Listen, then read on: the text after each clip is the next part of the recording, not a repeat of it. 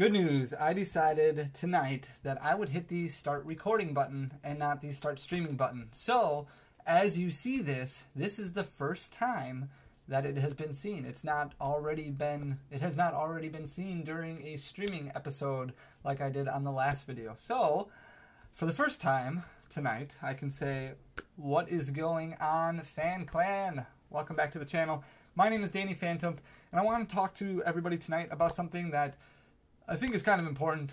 There's been a lot of misguided information that's been going on, and I've seen a lot of videos lately about what you should spend your money on and what you should invest in, and the market is crashing and all these things that are like over the top, they seem. So I want to kind of bring things back down to earth and remind everybody why we're doing this, what this is for you, what this means to you, whether this is a business for you or whether this is a hobby for you, and what you need to do then to be successful, whether it be a business or a hobby.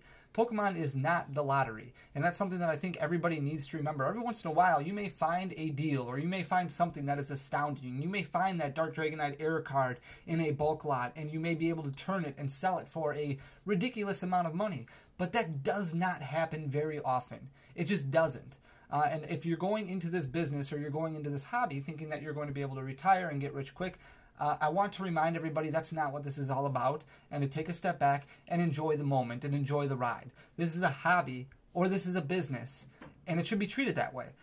When I rebranded this channel and I took things over to the whole Danny Phantom name, it was about creating this escape, which I've talked about in a previous video before, that let me have this outlet for something that I have been so passionate about. And I apologize if I'm looking down, but I jotted down just a bunch of notes that I really wanted to go over tonight because this was so important, and I was thinking about this for so long last night and then early this morning that I just wanted to get my thoughts on paper.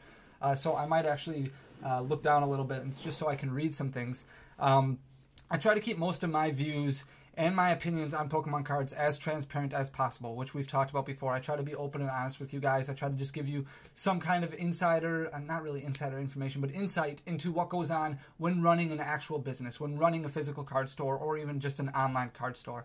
I own a Pokemon card store that is only online. I've always wanted to do something like that. PKMNColiseum.com is our e-commerce platform, and together with Papa Blastoise, our goal has always been to provide the community with outstanding service and pricing, as well as be able to provide our customers with opportunities at unique products which will help them accomplish their collecting goals while still providing competitive pricing to the community of players of the TCG. However, I'm more than just somebody who owns a Pokemon trading card business. I am also a Pokemon enthusiast. I'm a huge fan of the trading card game, and I love playing at events. I love the actual card game. I love the strategy behind it. I love theory mining. I love everything that has to do with the card game. I love the competitive players that I've met. I've loved establishing relationships with all of them. I've loved talking deck strategies. I think it's a fantastic game. And I'm also a fan of the artwork that the cards possess, and mostly the memories that have either been made or are being made when it comes to collecting these cards. The amount of messages that I have received from parents and families who have used Pokemon as an outlet to become closer together, who have thanked me for my content, or who have enjoyed the purchases they made from the business I co-own has been overwhelming. I've gotten a ton of messages either on Instagram or right here on YouTube or via email, that people are just saying, hey, I get to open cards with my daughter or my son, and it's so great, and they thank me because it helps bring their family closer together, and it's just been so wonderful seeing all those things, because that's what this is really all about. I am beyond thankful that I can have the opportunity to help in at least some capacity and be a part of these memories, because that is what made me enjoy this card game so much. These things that I just talked about basically explain this channel in a nutshell. When I was growing up, I always wanted to open a hobby store specifically selling Pokemon cards. I remember laying out tables in my parents' basement and laying singles like in penny sleeves under plexiglass and literally putting price tags on each of them. Kids had lemonade stands in their neighborhood. I had baseball card stands and Pokemon card stands in my neighborhood because I really, really love the idea of selling hobby cards. I loved the idea of selling Pokemon cards. It was always something that I was passionate about. When I was in my teens, my late teens, I started trying to take the steps to accomplish that.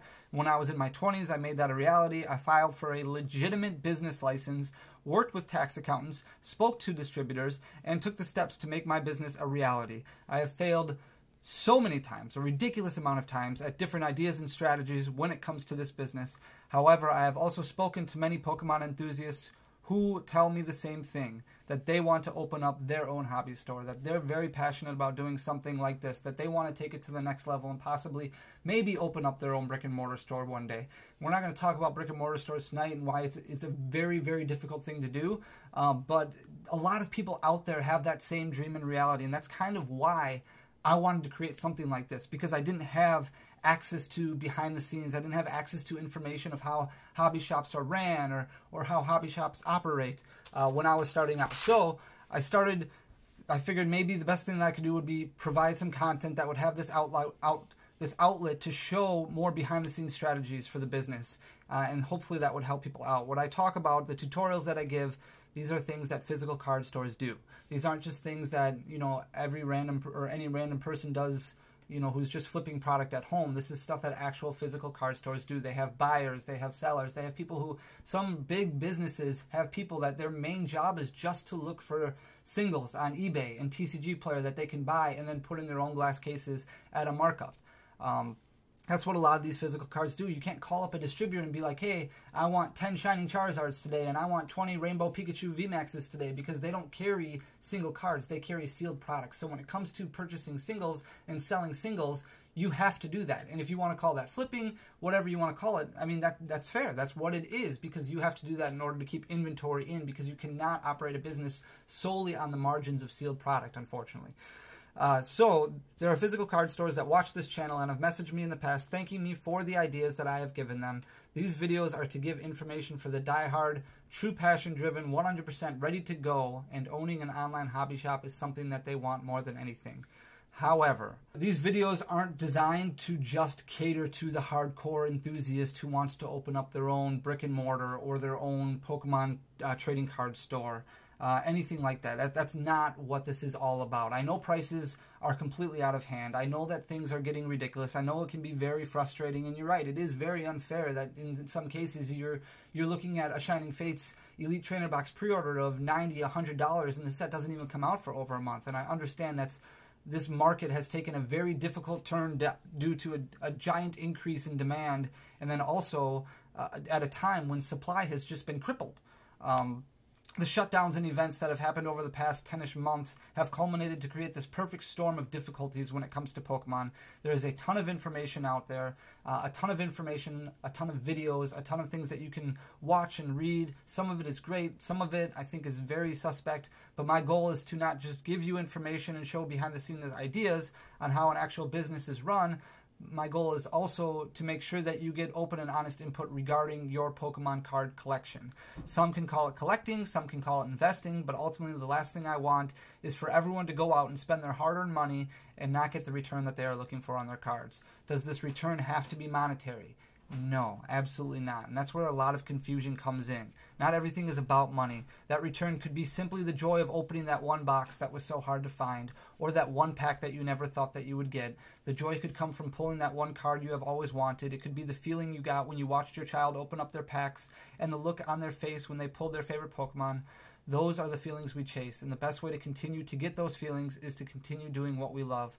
However, as the game continues to grow, albeit despite what some people may say about the market crashing, because I don't think that necessarily is crashing, it is becoming more expensive to find packs and chase those cards that you may need to fill your collections with what you want. These videos are supposed to guide people who haven't been in the game for ages so they know they are getting the best deal for their cards, so that they can purchase more cards, so that they can expand their collection, so that they can continue to try and master their sets. These videos are designed to help people understand what their cards are worth, and that not everything that has value is going to have a GX or a V after its name. The vintage market is all over the place. That isn't going to change anytime soon, and that's why that's not something that I necessarily focus on, because a Charizard could be worth, $500 today in near mint condition, and next week it could be worth $1,000, but it goes and comes every single week. Its peaks and valleys are all over the place. With as little product as is available for vintage, peaks and valleys are going to come and go, like I said, on almost a weekly basis. So it's important to enjoy the game for what it is and what it means to you. If it's a hobby and you want to make sure you get paid properly for the cards that you have so you can purchase more cards that you need, there's nothing wrong with that at all. And one of the best feelings is seeing the true joy on a collector's face when they obtain one of their holy grails. However, if this business is a dream for you, the time has come to start treating it like a business. And that's kind of where I stopped taking notes because I figured I could kind of freeball it from here. I get questions all the time about what it takes to run your own Pokemon card business or what it takes to be a successful Pokemon card business. And the thing is, you need to operate as an actual business. Like, that's what a lot of people don't understand. This isn't just something where you can flip in your free time and you can just do this. If this is something that you actually really, really want, then you need to do it the right way. And the right way to do it is to go out and get licensing from your state, get licensing from the government, be a proper LLC or a business or a partnership, a cooperation, anything that you want to, limited liability, whatever it is that you decide you want to apply for. If you're owning it with somebody else and you want to become a partnership, that's fine. But there needs to be something official in the books. Make it real. Otherwise, there's no point in doing it, in my opinion. You need to actually go for it, because if you're just saying, hey, I'm just going to play around with this and make a little bit of extra money, that's not operating as a business anymore. That's a hobby, and that's not doing a business. So when you want to become an actual business and you want to take some things away from these videos, what you want to do is you want to be official. You want to go out and get an actual license, work with distributors, do those kinds of things. These videos are not designed to send people to these big box stores and try and find sealed product that they can go turn around and scalp. And there's a lot of misguided information when it comes to scalping. Scalping is a group of individuals or an individual who goes to these big box stores or these chain stores where they are contracted and under contractual agreements that they have to provide MSRP pricing. So when it comes to a set like Shining Legends, let's say, which is $49.99 for an ETB, they have to sell those products at $49.99. It's not like that they can sell them, for $70 in Florida and $90 in Arizona and $49 in Maine. They have to all sell them at $49.99 because it has to be a unified thing.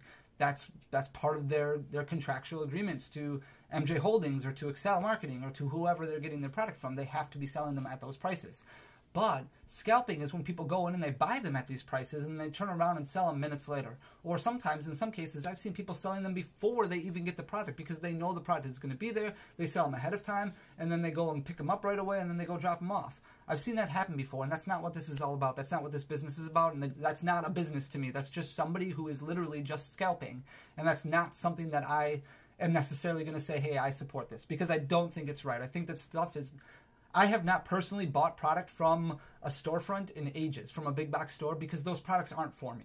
I already get products from a distributor. That's what I get. And it's tough when you run a business because sometimes you go through peaks and you go through valleys where product is just not available. Like right now, it's very, very difficult to get product. It is. It's very difficult to find product at wholesale. So what do? You work on the relationships that you've made throughout your business career, and you try and find other products from other retailers and from other card stores that might have extra inventory, and you work out deals with them. But if that doesn't mean that you line up down the street 3 or 4 hours before a big box store opens and you buy all the products on the shelves. And I think Walmart and Target have done a good job recently of at least trying to limit these issues. But it's not the right way to go about doing it. If you're going to operate a business, do it the right way. Treat it like a business. You got to put money into it. You have to put time into it. You have to put energy into it. And if you are really just you're struggling to find distributors to work with right now because applications are so heavy, then this business was never probably a dream of yours to begin with, because you're going to have peaks and valleys in this business for the entire time that you are in it. And there is going to be times where things are great, and there's going to be times where things are rough. And right now may be a time where it's a little rough, but you need to learn how to endure that and focus on other things. And that's why we go over other things where you can hit margins still that focus more on singles, that focus more on bulk, that focus more on product that is available. And sometimes those are the things that you need to lean on in order to hit your bottom line and in order to hit your margins. So you need to look at what you want to get out of this business. And whatever it is, I want to make sure that I help in whatever capacity that I can to make sure that you are getting the most out of your collection. I want you guys to be able to complete your sets, or I want you guys to be able to complete whatever it is that your goal is. But the advice that I'm going to give is going to focus solely on those things. It's not going to focus on going out and scalping products or anything like that. So it's important to remember to be honest to yourself and to be honest to what you're trying to do. Keep at it. If you're struggling in this business because times are tough, because there's so many people getting into it, it happens, and it's going to continue to happen. But the good businesses and the businesses that last figure out ways to hit their margins without having those sealed products, and that's why we go through other things that you can do to try and hit those margins. With that all being said, ultimately, I want everybody just to remember that this is not something where you're just going to get rich overnight. This is something that's supposed to be fun and it's supposed to be enjoyable. When I sit here and I talk about escaping and talking to you guys about something that I truly enjoy, that's what I mean. It's so much fun sitting here during a break and opening up some of these vintage packs. It's so much fun sitting here and just talking to you guys about things that, you know, memories, or you remember where you were when you pulled this card and how old you were and what day of the week it was and what you were doing at the time, and just rewinding time to those simpler eras that we were a part of, and sharing a love for this game and this passion that we have that we're so excited about. But this game isn't about just making money. This game is about operating a business the way it's supposed to be operated, or running a hobby the way that you enjoy it. And there's no wrong answer. You can either love being a collector and that's what you want to focus on, or you can love being a business and that's what you want to focus on. Either way is totally fine, but you should treat it the way that it's meant to be treated. That's kind of, I mean, it wasn't supposed to be really ranty, I guess, but maybe it came across as a rant, but it wasn't supposed to. And I'm not saying that anybody is going out there and scalping. I just want everybody to be honest with themselves and be open with themselves. When you look on YouTube, there's a lot of misguided information that's out there, and there's a lot of information to look at. Ultimately, the decisions that you make and the opinions that you make, or the opinions that you have, are your own, and you should go with your gut. There's a lot of people who have advised people to invest in vintage or to buy these cards, and I've seen so many people make mistakes before because they've bought in cards at the top of the market. There's a lot of cards in this game that have gone through unnatural surges of growth, and the last thing that you want to do is invest a bunch of money in a product because you were told to. There are certain things that are surefire things. I get it. I understand that. Shining Fates is going to be a surefire hit. Whether it's something that you keep sealed for a long time, or something that, I mean, keeping it sealed for a long time is ultimately what's going to give you the most value. Hidden Fates, even at $120, $130, $150, that's going to be a sure thing. If you look at the history of Elite Trainer boxes, every single Elite Trainer box in the history of Pokemon has continued to climb exponential levels throughout the years. Same thing with sealed booster boxes. There are certain things that will always climb. But buying things at the height of the market because you're going off of advice that somebody else told you, whether it's me or somebody else, is not something that I would recommend doing. And that's why I try to provide everybody with information rather than necessarily advice, because ultimately it is your decision, and you should trust your gut. You should trust what you know. So get information from multiple sources, put that information together, and use your best judgment. That's really the best that you can do. I'm going to stop ranting because I've got a bunch of stuff that I need to go sort through. I've got a bunch of orders that I need to pack. My shelves behind me may not look terrible, but they're in very bad shape right now, unfortunately. And then also, I do want to remind everybody that we do have our base set 2 booster box break coming up next week, Sunday. That's going to be at 8:30 p.m. Central Time. So what day of the week is that? Let's see. Today is the 7th, which means Friday is the 8th. So that's the 10th is Sunday. So the 17th of January at 8:30 p.m. Central Time. Those packs are available for purchase. I'm going to put the link in the description below. I can't wait for that, guys. I hope you enjoy the content, because tonight was a little rambly, a little ranty, and a little long, and I understand that. But sometimes I'm very passionate about this game and what it's all done for me and how much I've enjoyed it. And I think a lot of you are too. And I think sometimes we need reminding that we should focus on what is important to us, and we should focus on our own intuition and our own gut and all those great things. So with that being said, everybody, thank you so much for being amazing. Make sure to hit that subscribe button down below. If you're not already subscribed to the channel, leave a thumbs up, because likes are important for the algorithm. And with that, guys, we'll see you next time. Peace.